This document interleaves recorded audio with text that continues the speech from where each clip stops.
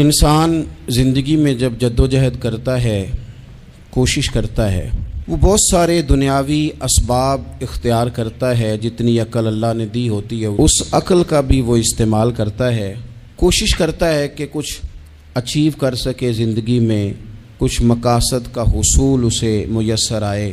عزیز بھائیوں، ایک بات اپنے ذہن میں اچھی طرح بٹھا لیں اور لکھ لیں کہ زندگی میں جو کسی بندے کو کامیابی حاصل ہوتی ہے وہ رب تعالیٰ کی مدد سے حاصل ہوتی ہے۔ اگر رب تعالیٰ مددگار ہو تو پھر کوئی چیز بھی رستے میں رکاوٹ نہیں بنتی، اور اگر مالک کریم کو منظور نہ ہو تو انسان بہترین سیاستدان ہو، اچھا ایڈمنسٹریٹر ہو، اس کا ذہن بڑی وسعت رکھتا ہو، بڑی اچھی پلاننگ کرنا جانتا ہو، سارا کچھ ہو، تو بندہ ناکام ہو جاتا ہے۔ مسلمانوں کو جتنی کامیابیاں ملیں ان کا پس منظر صرف اتنا تھا کہ اللہ تبارک و تعالیٰ نے اپنے بندوں کی مدد فرمائی، اور اب تعالیٰ نے قرآن مجید میں اس حقیقت کا بیان کیا، فرمایا بل اللہ مولاکم، فرمایا بلکہ اللہ تمہارا مولا ہے، وَهُوَ خَيْرُ النَّاصِرِينَ، اور وہ بہترین مددگار ہے۔ وہ جو رب تمہارا مولا ہے وہ بہترین مددگار ہے، اور اگر وہ مدد کرے تمہاری، سورہ آل عمران میں آگے جا کے ارشاد فرمایا اگر اللہ مدد کرے تو پھر تم پر کوئی غالب نہیں آ سکتا، اور اگر وہ تمہاری مدد چھوڑ دے تو پھر کوئی تمہاری مدد کر سکتا، کوئی مدد نہیں کر سکتا۔ بدر کی جنگ بھی اور فتح مکہ بھی رمضان المبارک میں ہوا ہے۔ میں دونوں پر غور کر رہا تھا تو ایک نیا مضمون میرے ذہن میں آنے لگا۔ بدر کی جو جنگ ہے اس میں بھی ایک عجیب انقلاب آیا ہے کہ 313 نے 1000 سے مقابلہ کیا، اور جن 1000 سے مقابلہ کیا وہ اسلحے سے لیس تھے، اور یہ جو 313 ہیں ان کے پاس 6 زرہیں، 8 تلواریں، چند گھوڑے، لیکن اللہ نے کامیابی دی تو خود رب نے بیان کیا کس طرح دی، فرمایا وَلَقَدْ نَصَرَكُمُ اللَّهُ بِبَدْرٍ وَأَنْتُمْ أَذِلَّةٌ۔ وہ کامیابی اس طرح ملی ہے کہ رب نے تمہاری مدد کی تھی، تم تو کمزور تھے، اللہ نے بدر میں تمہاری مدد کی، تم جیت گئے۔ وَلَقَدْ نَصَرَكُمُ اللَّهُ بِبَدْرٍ وَأَنْتُمْ أَذِلَّةٌ، اللہ نے بدر میں تمہاری مدد کی، تم تو کمزور تھے۔ پھر فتح مکہ نصیب ہوئی تو اس میں بھی بہترین منصوبہ بندی نبی پاک علیہ السلام نے فرمائی، بہترین حکمت عملی حضور نے اپنائی، لیکن ہمیں جو اللہ رسول نے بات سمجھائی وہ کیا ہے؟ اذا جاء نصر اللہ والفتح، فرمایا جب اللہ کی مدد آئی اور فتح نصیب ہو گئی۔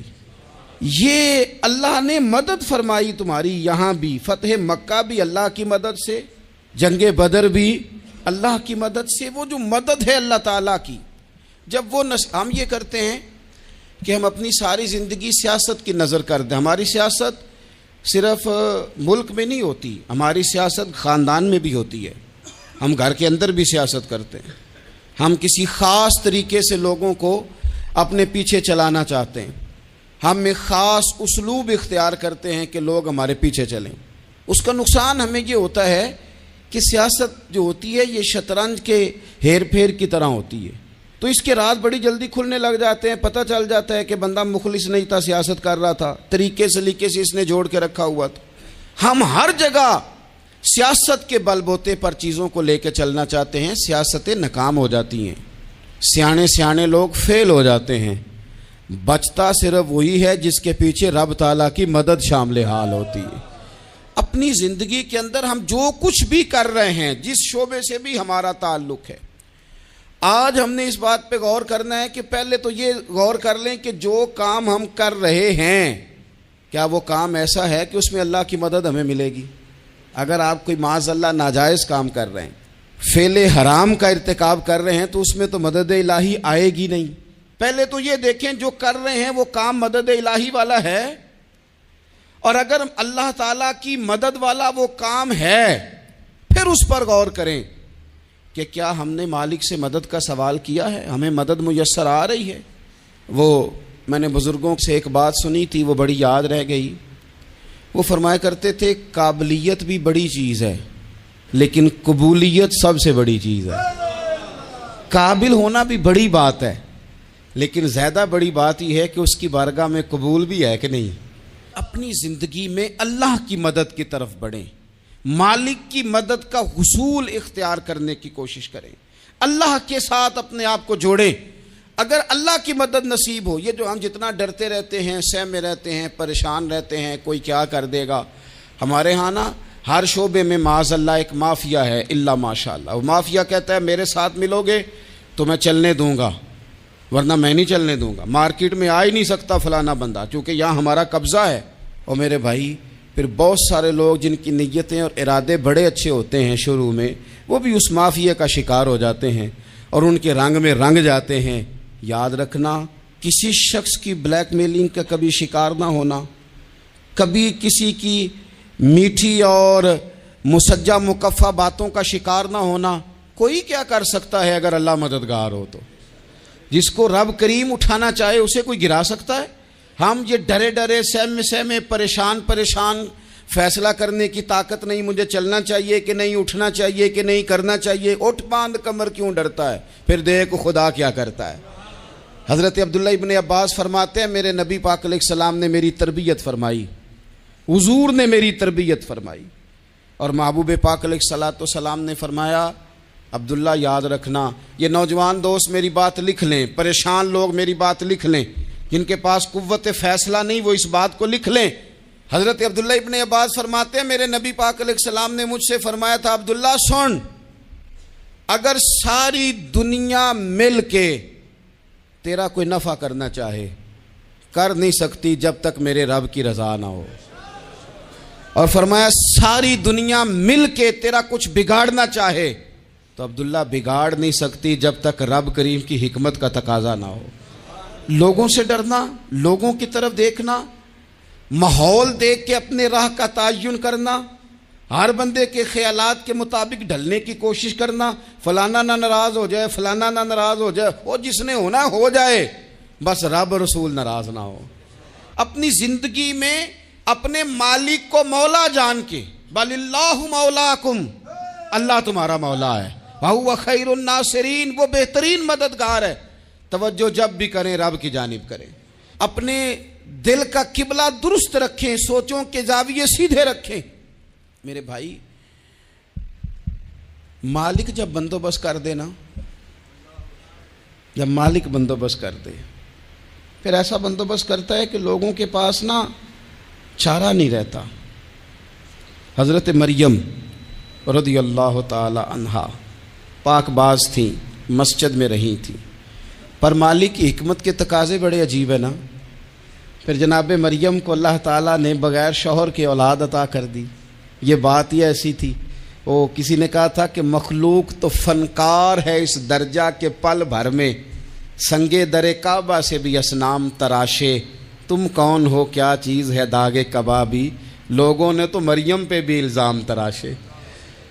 تو لوگوں نے کہا کدھر سے لے آئی بچہ، تیرا باپ تو ایسا نہیں تھا، کہاں سے لے آئی؟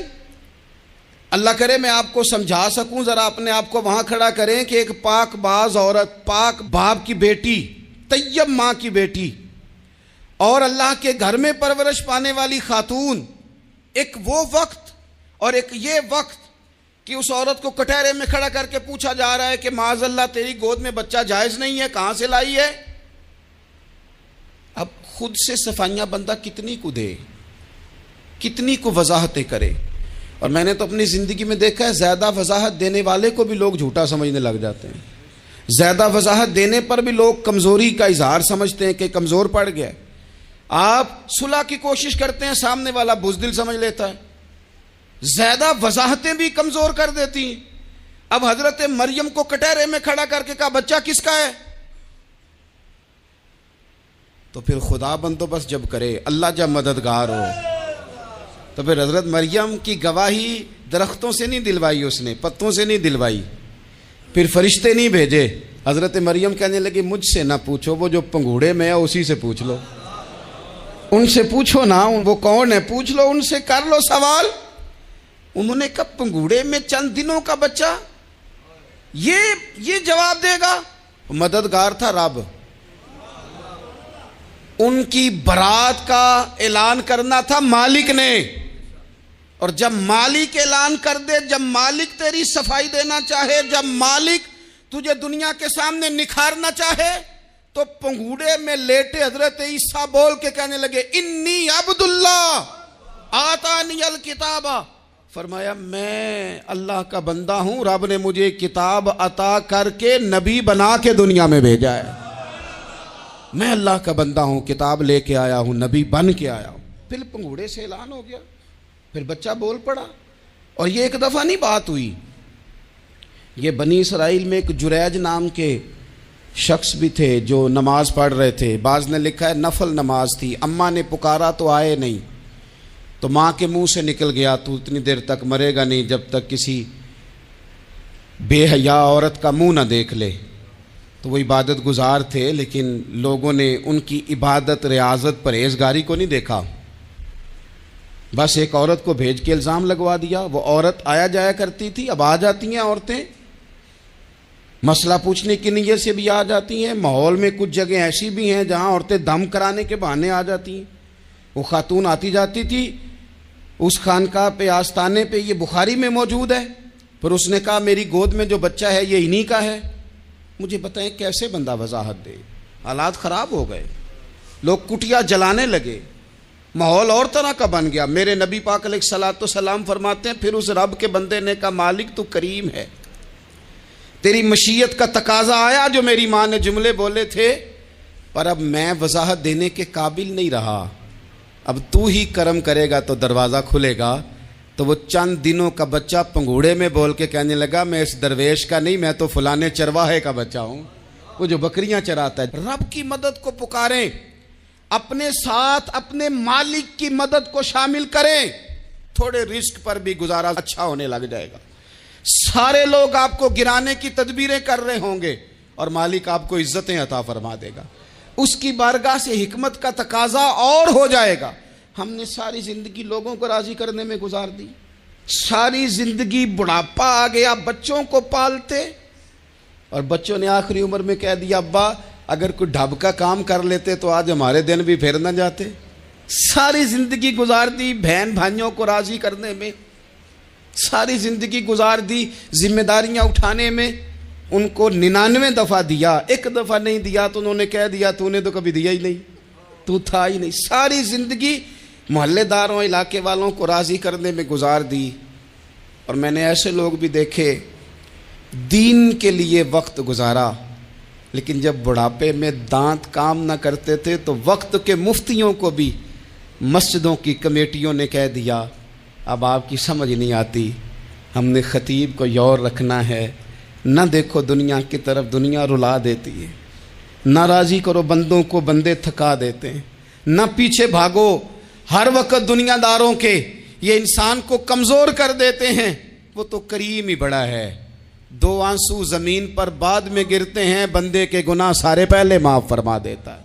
اللہ کی مدد کا حصول، اپنے مالک کی مدد کی طرف بڑھنا، آپ کو بدر کی جنگ بھی یہی درس دے گی، آپ کو احد کا میدان بھی یہی سبق دے گا، فتح مکہ بھی یہی سبق دے گا۔ میرے دوستو جب رب مدد فرمائے، جب اللہ مددگار بنے، دوستوں سے ایک بات اکثر کرتا ہوں، میں کہتا ہوں کہ جتنے درد سے آپ امیر کو اپنی کہانی سناتے ہیں نا، اور جس طرح آپ کے آنسو بات کرنے سے پہلے گر جاتے ہیں کہ غریب ہیں، بچیاں ہیں، کاروبار نہیں، او میرے سنگیو، اس سے آدھے آنسو اپنے رب کی بارگاہ میں بکھیرو، اس کے حضور عرض گزار ہو جاؤ، اس سے طلب کرو۔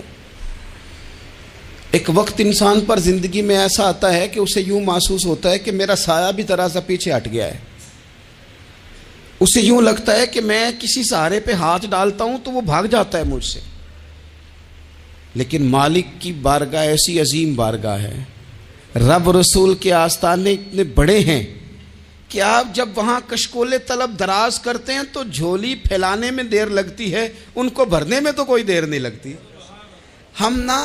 ہم نے اپنا سوچ کا قبلہ ہی دنیا کو بنا لیا ہے۔ یہ جو اللہ والوں کی مدد ہے یہ تو ہے نہیں، اللہ ہی کی مدد ہے، لیکن یہ جو سیٹھوں کی طرف توجہ کرنا، نوابوں کی طرف توجہ کرنا، دنیا داروں کی طرف توجہ کرنا، اور اپنا مزاج اس طرح کا بنا لینا، یارو گردن کو جھکا دیتا ہے خیرات کا پتھر، جہاں میں مانگنے والوں کے سر کبھی اونچے نہیں ہوتے۔ اور اقبال کہتے ہیں غیرت ہے بڑی چیز جہانے تگ و دو میں، پہناتی ہے یہ فقر کو تاج سردارا۔ میں عرض کروں گا کہ اپنی آپ جب توجہ کا قبلہ اللہ رسول کو بنائیں گے تو رب فرماتے ہیں وَيَرْزُقْهُ مِنْ حَيْثُ لَا يَحْتَسِبُ، میں نہ تجھے وہاں سے رزق دوں گا جہاں سے کبھی تیرا گمان بھی نہیں گیا ہوگا، یہاں سے بھی مل سکتا ہے، تو نے سوچا بھی نہیں ہوگا۔ بخاری شریف میں حدیث ہے، حضرت جابر ابن عبداللہ فرماتے ہیں نبی پاک صلی اللہ علیہ وسلم نے 300 لوگوں کا ایک لشکر روانہ کیا کسی مہم کے لیے، کسی جہاد کے لیے۔ حضرت ابو عبیدہ بن جراح رضی اللہ تعالیٰ عنہ امیر لشکر تھے۔ فرماتے ہیں غربت اتنی زیادہ تھی، بھوک اتنی زیادہ تھی کہ ایک ایک کھجور دن میں ایک وقت کھانے کو ملتی تھی، اور کچھ دن ایسے آئے کہ اب کھجور بھی نہیں مل رہی۔ فرماتے ہیں اتنی زیادہ بھوک لگی مجاہدین کو، 300 بندہ پتے کھا کے گزارا ہونے لگ گیا۔ یہ بخاری میں موجود ہے۔ آپ فرماتے ہیں کہ دریا کے کنارے ہمارا پڑاؤ تھا، ٹھہراؤ تھا، جب بھوک سے نڈھال ہو گئے نا، وَيَرْزُقْهُ مِنْ حَيْثُ لَا يَحْتَسِبُ، اللہ وہاں سے روزی دیتا ہے، گمان بھی نہیں ہوتا۔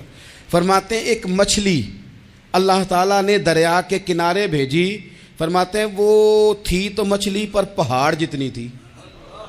بخاری میں لفظ ہیں، حضرت جابر ابن عبداللہ رضی اللہ تعالیٰ عنہ فرماتے ہیں 300 آدمی 18 دن تک اس مچھلی کو کھاتے رہے، مچھلی ختم ہی نہیں ہوئی۔ مچھلیاں نہیں، مچھلی کہتے ہیں 18 دن 300 بندہ کھاتا رہا، مچھلی ختم ہی نہیں ہوئی۔ اور فرماتے ہیں کہ اس کی ہڈی نکال کے، کانٹا کہیں گے آپ اپنی زبان میں، کہتے ہیں وہ نکال کے نا تو اس کو کھڑا کیا نا جب، تو اونٹ کجاوے سمیت اس کے بیچ سے گزر جاتا تھا، 2 اس کے کانٹے جوڑے۔ فرماتے ہیں وہ اس کا گوشت ہم کھاتے تھے اور اس کی چربی بطور تیل کے ہم جسموں پہ ملتے تھے، بیماروں کو اس سے سکون آتا تھا، تندرستی شفا ہوتی تھی۔ فرماتے ہیں ہم کھایا بھی ہم نے، اور کچھ لے کے ہم مدینے بھی گئے، اور قربان جائیں نبی پاک نے بھی اس میں سے کھایا۔ ہم نے عرض کی حضور یہ معمہ کیا ہے، یہ ماجرا کیا ہے؟ تو محبوب نے فرمایا تمہارے پاس غذا نہیں تھی، رب نے تمہارے لیے بندوبست کیا ہے، اللہ نے تمہیں دیا ہے۔ مکان شروع کر لیا، ایک صاحب نے وہ مکان بنانے لگے، آپ وہ حساب لگا رہے ہیں، کہتے ہیں میرے پاس اتنے پیسے ہیں، اتنے میں نے فلانے دوست سے کہنا ہے اس نے دے دینے، اتنے فلانے رشتہ دار سے کہنا ہے اس نے دے دینے، اتنے فلانے سے کہنا ہے اس نے دے دینے۔ یہ ساری کاپی بنا کے مکان شروع کر لیا۔ جو روز کہتا تھا نا کوئی حکم ہو جاتے 10 سب سے پہلے اس کو کہا میاں پیسے چاہیے دن، وہ کہندا ہو کل ہی منڈا ٹوریا ہے، کہتے تو پرسوں 10 داتے لب جانے سن۔ میں آپ کو اپنے تجربے کی بات بتا رہا ہوں۔ جن لوگوں کا خیال ہوتا ہے نا کہ آپ سٹارٹ کریں فلانا کام، ہم آپ کے ساتھ ہیں، اللہ کا ہی کوئی نظام ہے، وہ بالکل بھی نہیں ساتھ ہوتے۔ لیکن ایسا نہیں ہے کہ کوئی ساتھ نہیں ہوتا، اللہ تعالیٰ بڑے اسباب پیدا کرتا ہے، وہاں سے دیتا ہے جہاں سے گمان بھی۔ ہمارا یہ ذہن بن جاتا ہے ہم ساری اپنے حساب سے چلتے ہیں، اتنے رشتہ داروں سے، اتنے، کون آپ کے ساتھ چلے گا؟ سوال ہی نہیں پیدا ہوتا۔ یہ سارے کام چھوڑ کے